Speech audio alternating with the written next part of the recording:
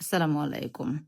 কুরবানির ঈদের সামনে রাখিয়া আজকে দেখলাম একটা ভিডিও ভাইরাল হয়েছে যে খুব বেশি ফার্স্ট একটা ভিডিও দেখছি যেটা অটার কথা হয়। তো এটা তো এর লগে তাই বিক্রেতা যে আছেন তাই টকা খাই লইছেন। আর ক্রেতা কেতা করছেন ধানে ঠকে গেছেন কি ঠকছেন কি তাই 1,000 টাকার নোট উপরে একটা দিছেন আর নিচে নিচে 1,000 টাকার নোট একটা দিছেন আর পুরা বান্ডিল দিলেছেন মলার ঢুকাইয়া আর টাকার সাইজ হরিয়া। তো ভিডিওটা দেখিয়া আমি যে মানে কষ্ট পাইতাম, দুঃখ পাইতাম এরকম কিছু নাই বা শেয়ার দিতাম এরকমও কিছু নাই। তখন আমার মানে ভিতর থেকে কি মানে কিরকম একটা আসি আইছে যে এটা একটা হত হইল নি। তখন আমি কমেন্টস করছিলাম যে ব্যাককল সম্পদ আকলদারর হক থাকে। তো ব্যাককল সম্পদ আকলদারর হক থাকে হইও পর্যন্ত আমার চিন্তাধারা শেষ হয়ে গেছিল। কিন্তু একটু পরেও দেখি ও আল্লাহ দেখি সেম আর একটা ঘটনা।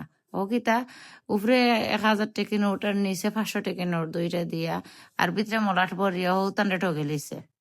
এখন তো বুঝতাম পারলাম আসলে তো এই টাকা সেই টাকা না, এই টাকা তো এগুলো গিয়ে আর 1 টাকা, একটা হইলো একটা বিউ বাণিজ্য, বিউ বাণিজ্য ছাড়া একটা আর কিছু নাই। তো দুইজনে সরকারের হস্তক্ষেপ চাইরা জনসাধারণের কাছে সাহায্য সহযোগিতা চাইরা আবার বিউ বাণিজ্য করলিরা আবার ভিতরে মলাটা ঢুকাইয়া দিলাইছেন উপরে 1,000 টাকা নোট নিচে 1,000 টাকা নোট। আর ওখন আমার কথা হইলো ওবা যদি খানাও ইয়া থাকো তুমি তাইলে তো তুমি যদি হাসাটো তুমি তো টোকা খাওয়ার কথা না কারণ একটা টেকা টেকা কাগজ আর মলাট এই তিন জিনিসের মাঝে তফাৎ কত না তাইলে বোঝা যায় চোখ দিয়ে দেখা লাগে না।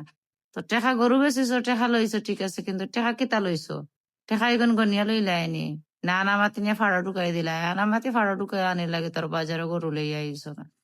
তো মানুষে বিউ বাণিজ্য করতে করি যে মানুষের মাথা কত ধরনের দান দেয় একমাত্র আসলে তারা ছাড়া আর কেউ কইতে পারতো না।